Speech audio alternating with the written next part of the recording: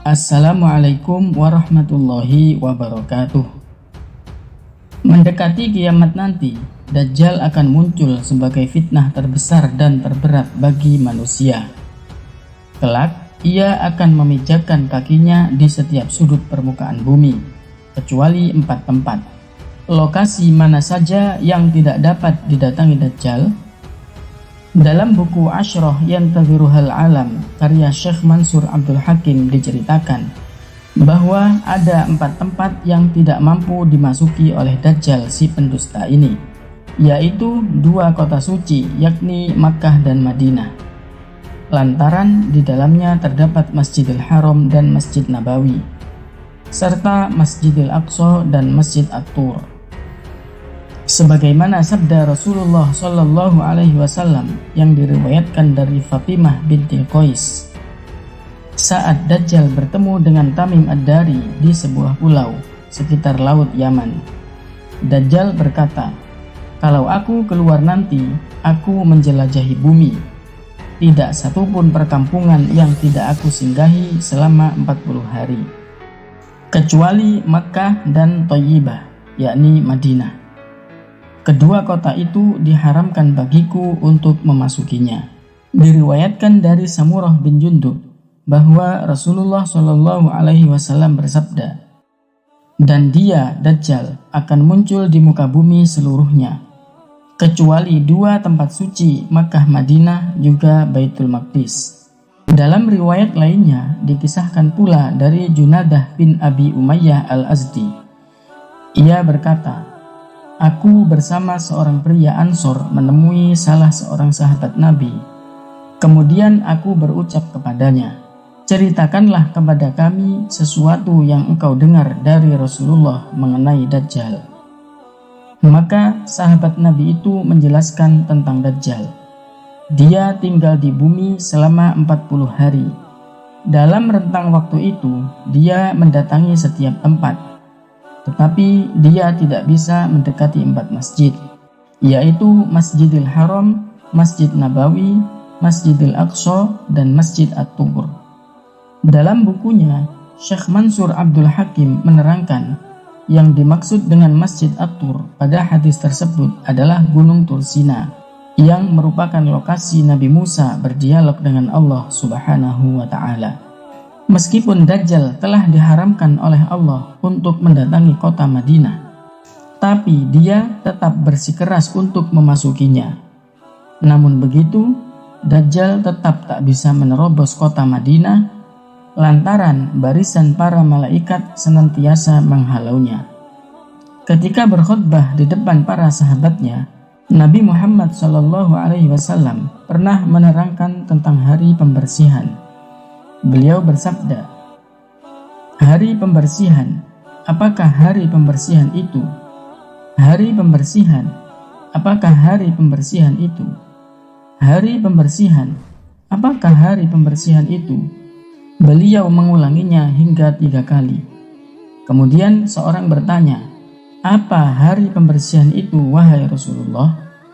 Beliau menjawab, "Dajjal datang mendaki gunung Uhud dan melihat ke kota Madinah.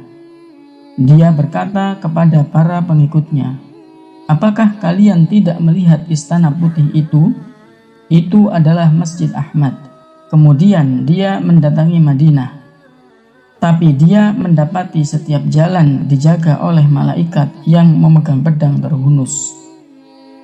Akhirnya dia menuju Sabahatul Harf, mendirikan kemahnya di sana. Lalu kota Madinah berguncang 3 kali, sehingga tidak ada orang munafik maupun fasik yang tidak keluar menemui Dajjal. Itulah hari pembersihan. Dajjal akan datang ke Madinah dari arah Gunung Uhud, tetapi dia tak bisa masuk ke dalamnya, sebab para malaikat diutus oleh Allah Subhanahu wa Ta'ala untuk menjaga negeri itu.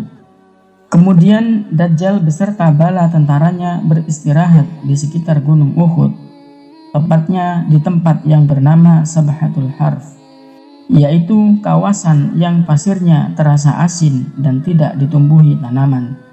Lalu kota Madinah bergetar sebanyak 3 kali, Dan inilah yang dimaksud dengan hari pembersihan.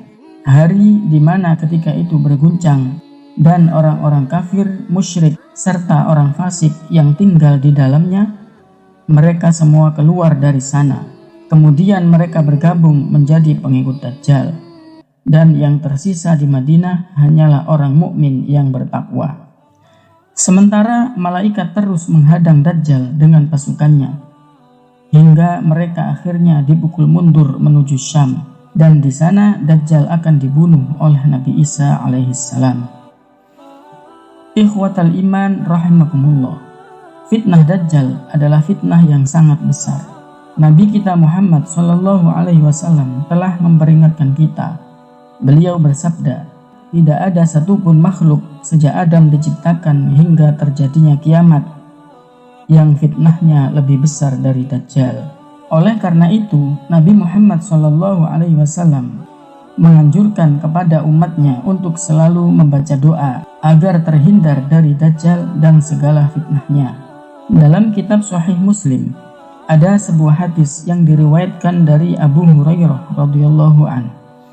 Ia mendengar Rasulullah SAW bersabda, "Jika kalian selesai melakukan tasyahud akhir, berlindunglah kepada Allah dari 4 hal: azab neraka jahanam, azab kubur, fitnah hidup dan mati, dan keburukan Dajjal yang terhapus dari rahmat Allah."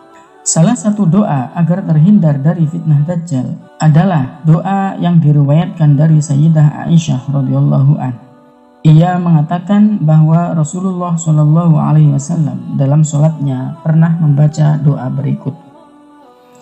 Allahumma inni a'udzubika min azabi jahannam, wa min azabil qabr, wa min fitnatil mahya wal mamat, wa min syarri fitnatil masihid dajjal. Artinya, ya Allah, sesungguhnya aku berlindung kepadamu dari siksa neraka jahanam, dari siksa kubur, dari fitnah kehidupan dan kematian, serta kejahatan fitnah Al-Masih Dajjal.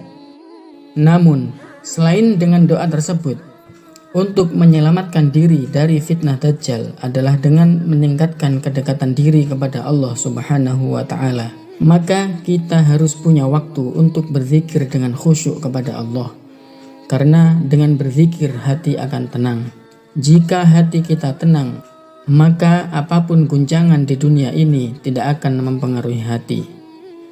Kalau kita sudah dekat dengan Allah, siapapun tidak akan bisa mengganggu, termasuk fitnah Dajjal. Tapi kalau kita sudah tidak dekat dengan Allah, siapa yang akan menolong kita? Wallahu a'lam bishawab.